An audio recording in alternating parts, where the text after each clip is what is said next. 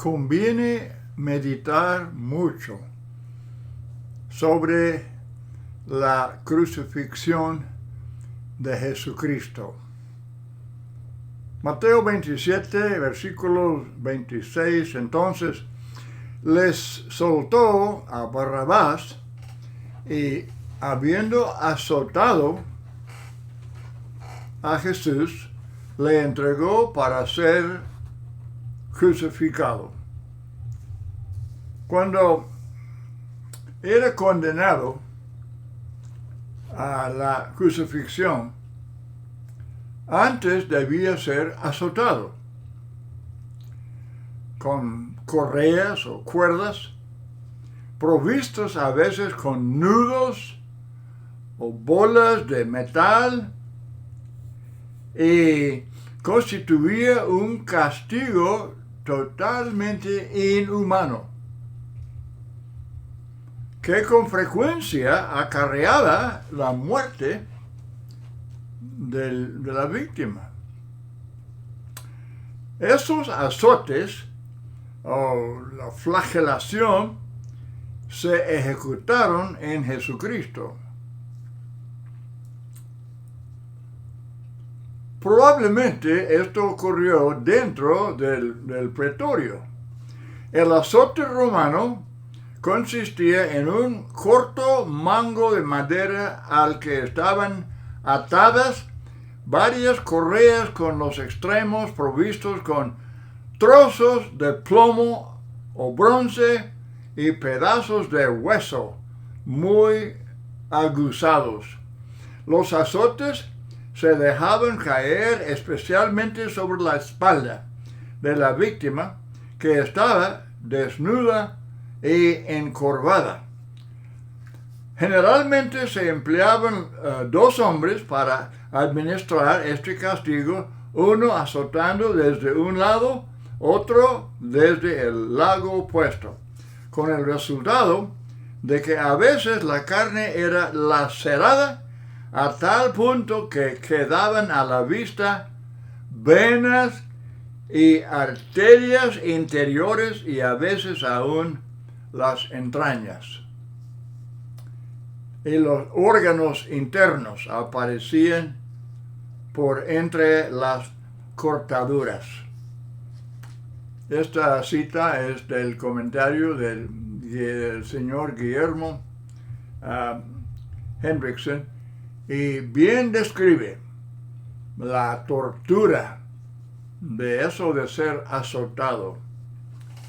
Entonces, desnudo, le ponen manto de escarlatas para hacer burla de Jesucristo. Mateo 27, 27.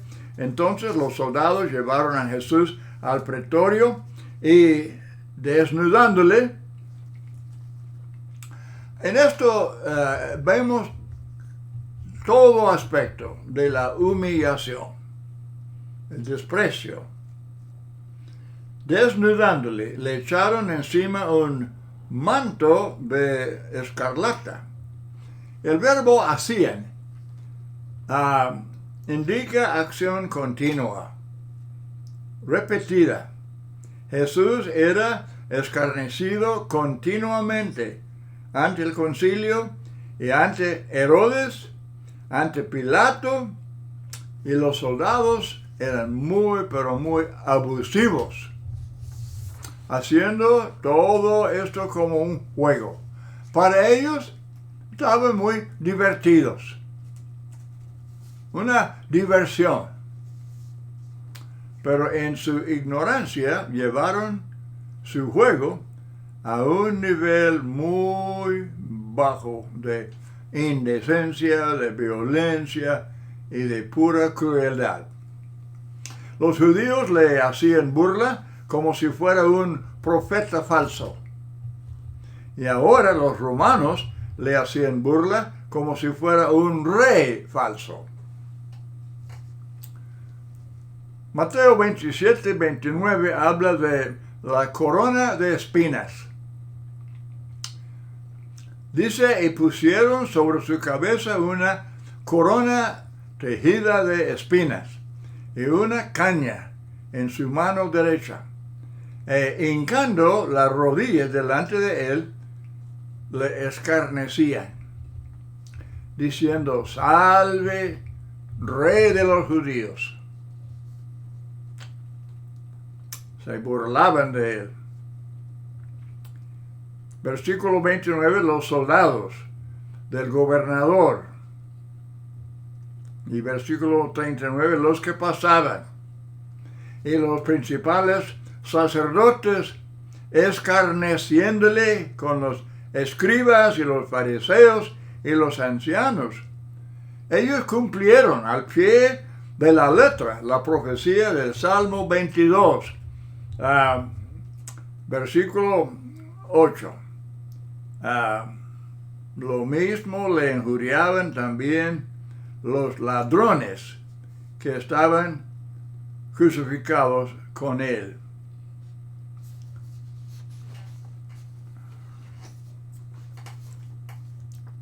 Juan 19, 17 dice: y él, cargando su cruz, salió al lugar llamado de la calavera, y en hebreo Gólgota, y ahí le crucificaron, y con él a otros dos, uno a cada lado, y Jesús en medio, así para humillarlo al máximo. Crucificarlo entre dos ladrones, dos criminales.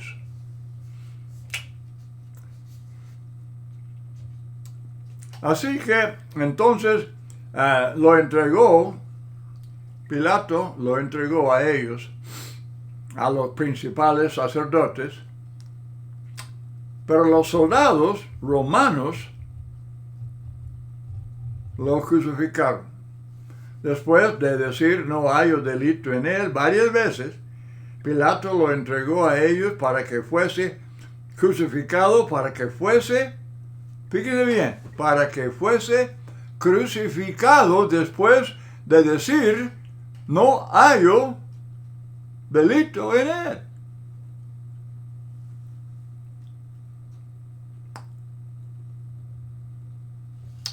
Tomaron pues a Jesús y le llevaron, y él cargando su cruz. Imagínense, aunque su espalda ya estaba lacerada, con muchas heridas producidas por la flagelación a la que había sido sometido, lo obligaron a llevar su propia cruz. La palabra cruz viene de la palabra stauros, que es un palo o estaca. De esto los testigos argumentan que no había una pieza transversal, pero Tomás dijo: si no viere en sus manos la señal de los clavos, ¿se acuerda? Si no viere en sus manos, no manos, sino manos, dando a entender que cada mano fue clavada a la pieza transversal. Pues si las manos se hubieran clavado al palo perpendicular, solo un clavo se habría requerido. Y debo agregar que este es un punto de muy poca importancia, tomando en cuenta las muchas enseñanzas falsas de los testigos. ¿Qué les importa? ¿Qué les importa alguna transversal? ¿Por qué quieren insistir en una estaca cuando ellos están metidos en una serie de enseñanzas que blasfeman contra Cristo? Salió al lugar llamado de la calavera, en hebreo Gólgota. Tal vez el lugar haya recibido su nombre por tener la forma de un cráneo. Estaba fuera de la puerta de la ciudad, Hebreos 13, 12, y ahí ahí le crucificaron. Según el historiador Josefo, un historiador competente entre los judíos, la crucifixión era una práctica común en Palestina. Esta era una de las peores formas de tortura y uno de los métodos de ejecución más cruel que jamás se hubiera inventado. Era la pena mortal diseñada para producir una muerte muy lenta, pues algunos duraban días en la cruz antes de morir. Era reservada para los traidores, los revolucionarios y otros de los peores criminales. Aún los escritores romanos pensaban que era una muerte terrible. Por ejemplo, Cicerón dijo que era cruel y horrible. Y Tácito dijo que era una muerte indescriptible. Una muerte indescriptible. Y esto es muy cierto, porque no hay palabras que puedan describir las agonías de la cruz. La inflamación de las heridas, las congestiones, el dolor causado por los tendones desgarrados, la fiebre, un fuerte dolor de cabeza y una sed horrible. Era sumamente difícil respirar. Mayormente exhalar, y puesto que se requiere la exhalación para hablar, cada palabra que Jesús pronunciaba era con mucho dolor. La palabra inglesa excruciating, que se usa para hablar del dolor agudísimo, viene del latín excruciatas, que significa de la cruz. Muy apropiada la palabra para describir una tortura tan horrible. Tanto los pies como las manos fueron clavados. Pues Jesús dijo a sus discípulos en Lucas 24:39, mirad mis manos y mis pies, que yo mismo soy. Cumplimiento del Salmo 22:16. Si alguno pregunta por qué Dios permitiera una injusticia tan horrible, la respuesta se encuentra leyendo, meditando en Isaías 53, como presenté en el estudio anterior, sobre el Cristo desechado. Y con él a otros dos, uno a cada lado y Jesús en medio. Estos criminales no eran ladrones ordinarios, sino asaltantes. Uno de los detalles interesantes de esta historia fue la actitud y la petición de uno de los criminales que estaba al lado de Jesús. Allá en Lucas 23, del 39 al 43. Ahora, Simón de Cirene, obligado a cargar la cruz. Mateo 27, 32, cuando salían hallaron a un hombre de Cirene que se llamaba Simón. A este obligaron a que llevase la cruz. Jesús cargó su propia cruz, pero también le ayudó Simón de Cirene. Los romanos, como vemos en Mateo 5, 41, los romanos obligaron a los judíos a llevar cargas. Jesús ya había sufrido mucho por la experiencia en Getsemaní, por desvelar, por los procesos injustos, por el escarnecimiento y sobre todo por el azotamiento que podía ser mortal. Y todas estas experiencias habían dejado a Jesús completamente debilitado. Tal vez los romanos temían que él se desmayara y que muriera. Y querían estar seguros de que viviera para ser clavado en la cruz. Y por eso obligaron a Simón a cargar su cruz.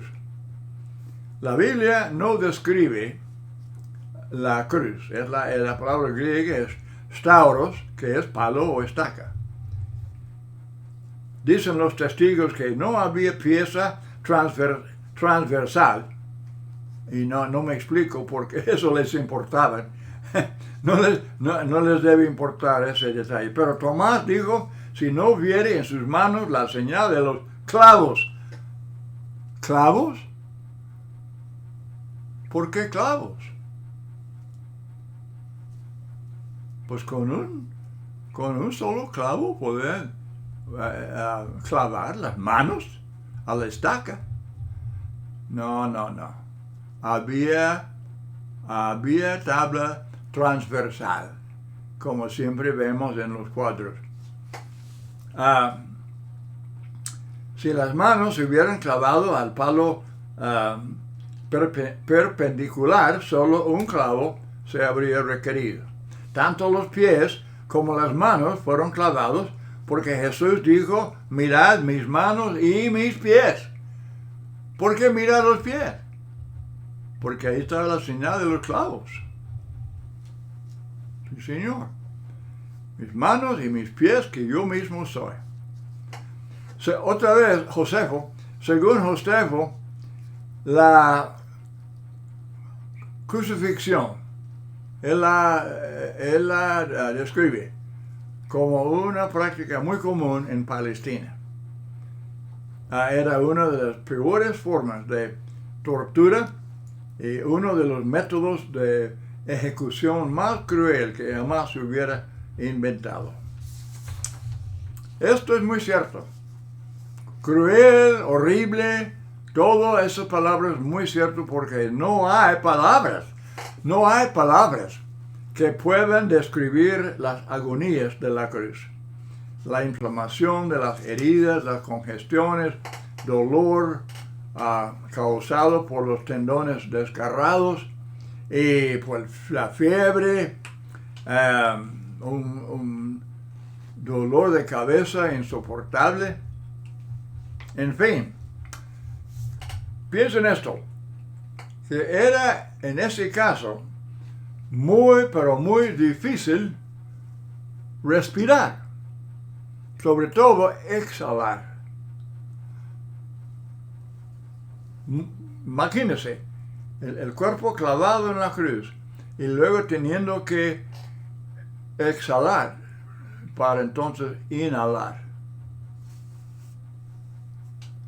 Por eso le costaba a Jesús hablar esos 7 dichos en la cruz.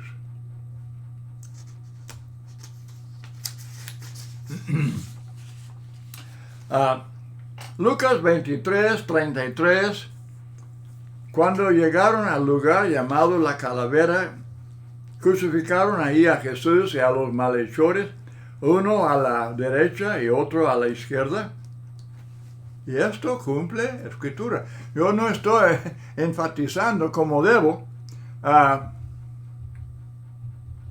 pero a través de estos relatos de Mateo y Marcos y Lucas y Juan, constantemente están diciendo que está cumpliendo Escritura. Están cumpliendo lo que fue dicho por estos profetas en la antigüedad.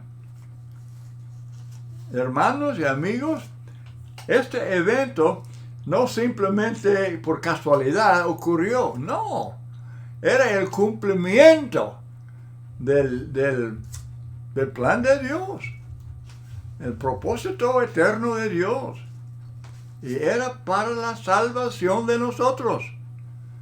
¿Cómo debemos meditar mucho en estos eventos? cómo debemos dar gracias a Dios constantemente por esta gran salvación y lo que costó, el precio de nuestra redención, que Cristo nos redimió no con cosas corruptibles como oro, plata, sino con su propia sangre. Cumpliendo. Texto tras texto.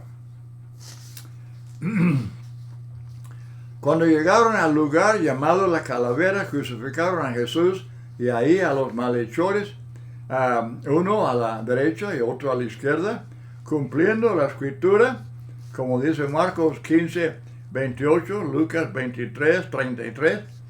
La palabra Calvario viene del latín calvaria, del que se deriva la palabra calavera. Calavera estaba cerca de la ciudad, pero fuera de las puertas, como ya hemos comentado. Padeció fuera de la puerta. Los romanos escogieron lugares conspicuos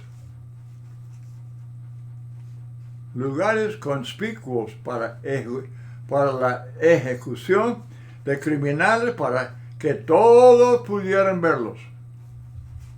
Y ahí estaban cargados en la cruz y, como ya hemos comentado, muchas veces duraban por días enteros antes de morir.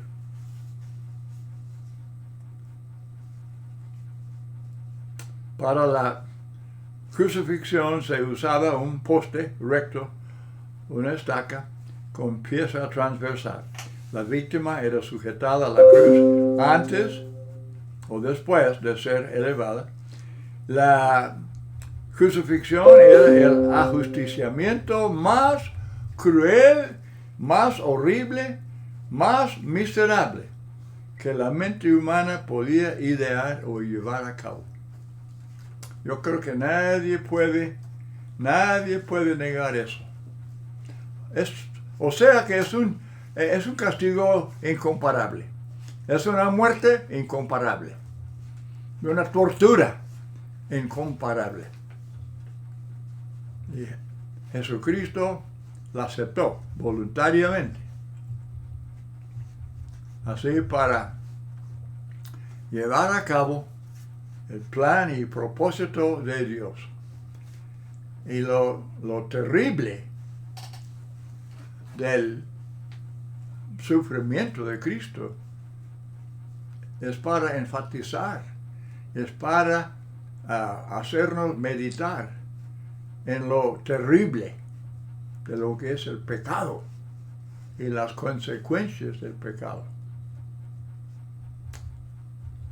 Si aceptamos, si obedecemos al Evangelio, aceptando el Evangelio de la gracia de Dios, y si seguimos fieles hasta la muerte, entonces vamos a recibir una recompensa, un premio, una felicidad sublime para escapar torturas, agonías, sufrimientos en el infierno 1000 veces peor que el Calvario.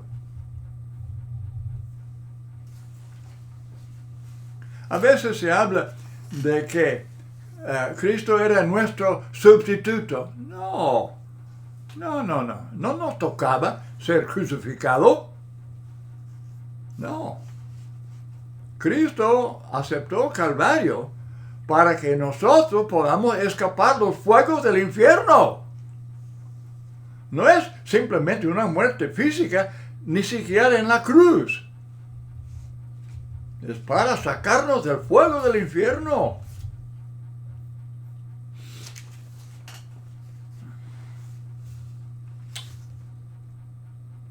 Los apóstoles iban por todas partes predicando la cruz de Cristo. Predicando la cruz de Cristo. Y ellos sufrían. Ellos sufrían oprobio. Porque no había cosa más vergonzosa que una cruz romana. Y andar predicando que la muerte de Jesús en la cruz, que eso es para salvarnos. Oh, no. Ellos hacían burla de tal evangelio. Locura.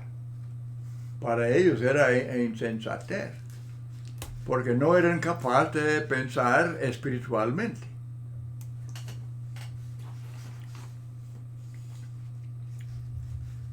Cristo, hermanos, estuvo bien alerta durante su tiempo en la cruz.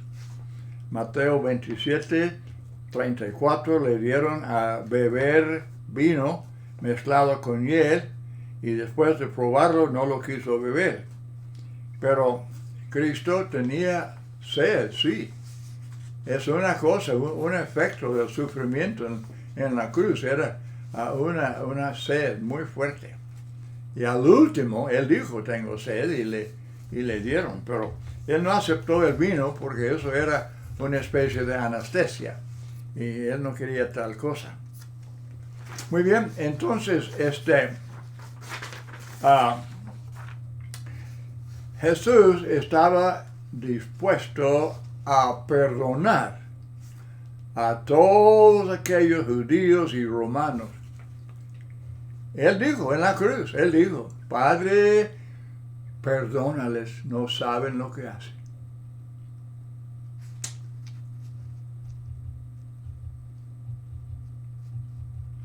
Él había enseñado, ¿verdad?, amar a sus enemigos, bendecir a los que os maldicen y orar por los que os persiguen y maltratan. Y luego en la cruz, él puso un ejemplo excelente de lo que él había enseñado. Hechos 7, 59, 60, apedreaban a Esteban. Él les predicó un sermón en la sinagoga ahí en Hechos capítulo 7 que no les gustó, era un sermón con mucha franqueza condenando los hechos de los judíos, y ellos se enojaron y apedreaban a Esteban. Y él invocaba y decía al Señor, Señor Jesús, recibe mi espíritu, y puesto de rodillas, clamó a gran voz, Señor, no les tomes en cuenta este pecado. Y habiendo dicho esto, durmió. Imagínense, no saben lo que hacen. Hechos 3, 17 dice Pedro, mas ahora, hermanos, yo sé que por ignorancia lo habéis hecho. He querido en ese estudio, ya estoy terminando, pero he querido enfatizar cómo fue cumplida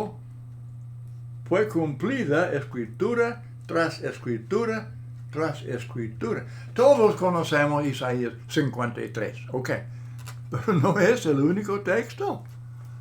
Hay muchos textos a través del Antiguo Testamento, y mayormente en los profetas y en los salmos, que hablan del Mesías, hablan de Cristo. Y aunque los judíos nunca querían aceptar, pero la profecía era clara.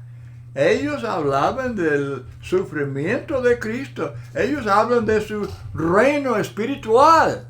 No un reino como el de David, era reino espiritual, y bien sabemos que es la iglesia. Pero a través de la Biblia, profecía, profecía, profecía, y ahora en estos relatos, cumplimiento, cumplimiento. Hermanos, amigos, meditemos mucho, mucho sobre estos últimos días y momentos de la vida de Jesucristo. Que Él murió como el Cordero de Dios que quita los pecados del mundo. Desechado por los hombres en aquel tiempo y desechado por los hombres, millones de hombres de la actualidad. Muchas gracias por escuchar este estudio y seguimos. Debemos seguir estudiando, meditando mucho sobre este tema. Muchas gracias y Dios le bendiga.